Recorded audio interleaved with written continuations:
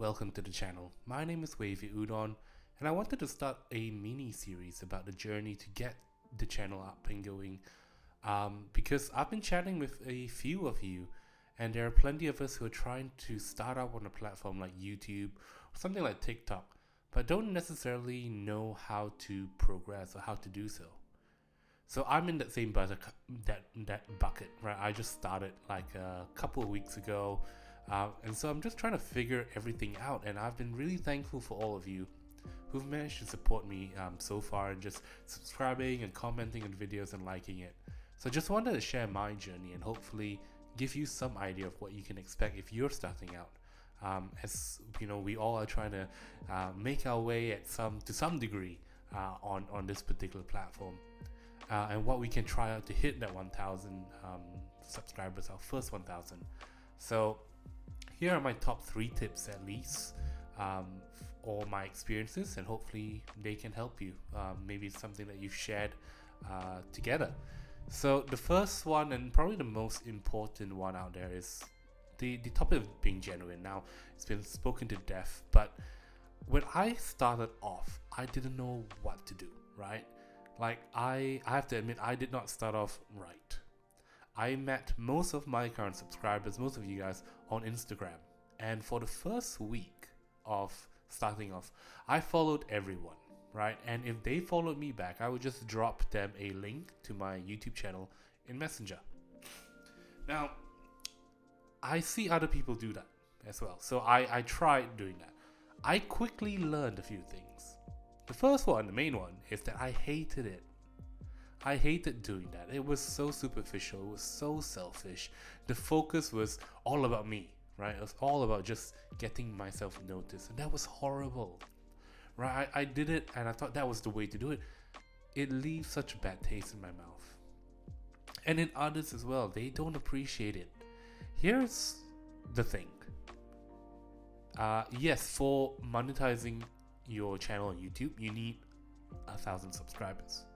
But the second part that no one really speaks out is that you need 4,000 publicly watched hours on your videos. And if you just get subscribers through this cold calling method, they're not gonna watch your videos. They don't care. You're not building a relationship. You're not showing interest in their lives. And the part, in my opinion, is not getting subscribers. You can get 1,000 subscribers. People will subscribe to you maybe out of pity, maybe they're just trying to support you. But if you're not building that relationship, they're not going to care. You're not connecting with them. You can build your empire of subscribers, but if you're not engaging with them, you gain nothing. I quickly switched out from that particular strategy, whereby instead of just cold calling, going after everybody, I started to follow people who shared similar interests in me and what I did. In my case, trading cards. I looked at their content, I engaged with their content and reached out to them. I started to have conversations, and only after some chats, and you know, if it really flies off and goes well from there, which I genuinely enjoyed the conversations, I start asking them if they'll be interested in joining me on YouTube. Now, it's a lot of effort, right? It's a lot of effort, and you gotta do it only if you really like it.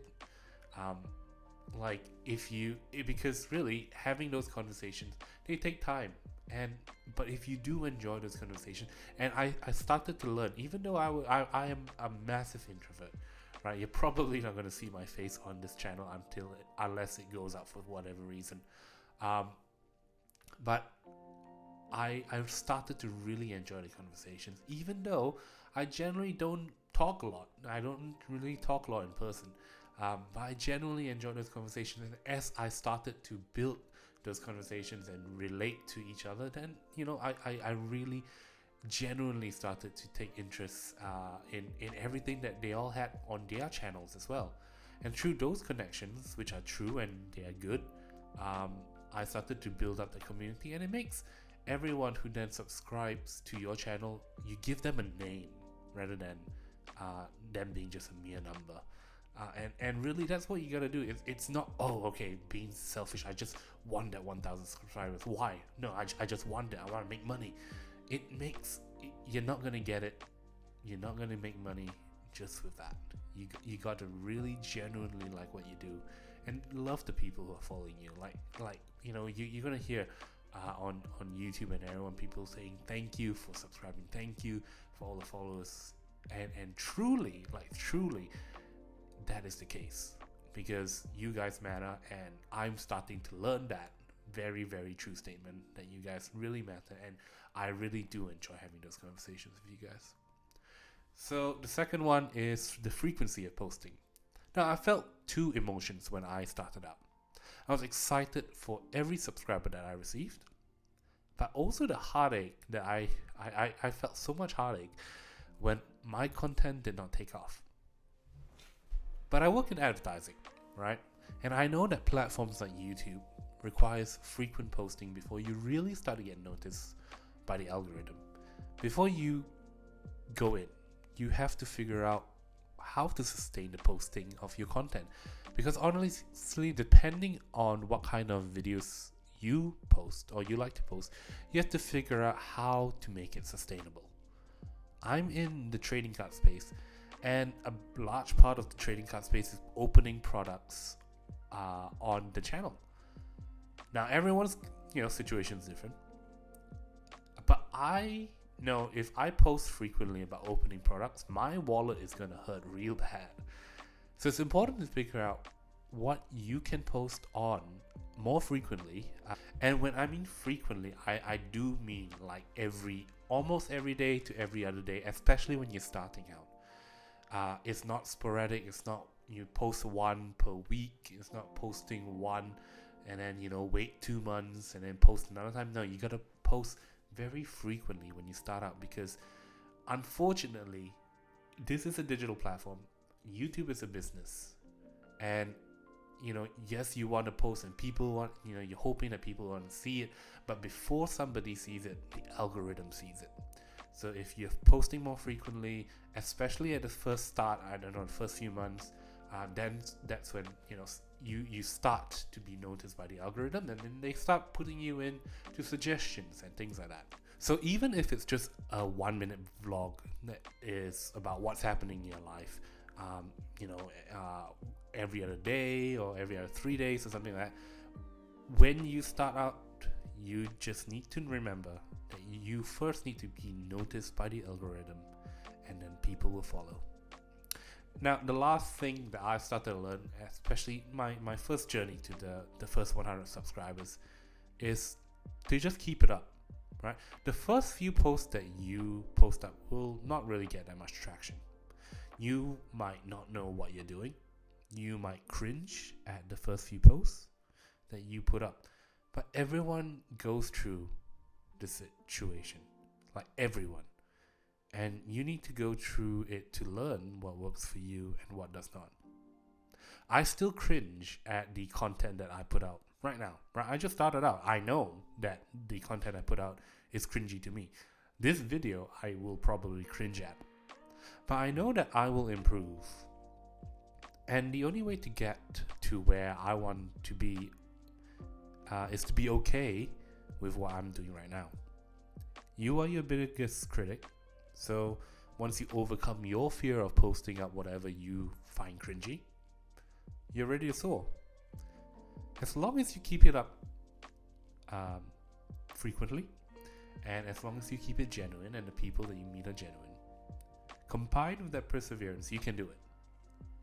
Now, there are plenty of things I've also experienced, and I'm sure I'll experience way more things as I go up and continue on this journey towards 1,000 people. I don't know who's going to see this video, for example, but I'm going to post another one at 200, because I find it very important that, yes, you hear from large channels with like hundreds and thousands of subscribers about how to hit that 1,000 subscriber, your first 1,000. But it's also an experience to, I guess, chat and have that another person who's in that journey actively going from 0 to 100 to 200 to 300 and share the experience with each other, because really we're all in this we're all in this together. We've heard that a lot during this whole lockdown situation and the pandemic, but we're all really in this together if you're starting out on this creator's journey.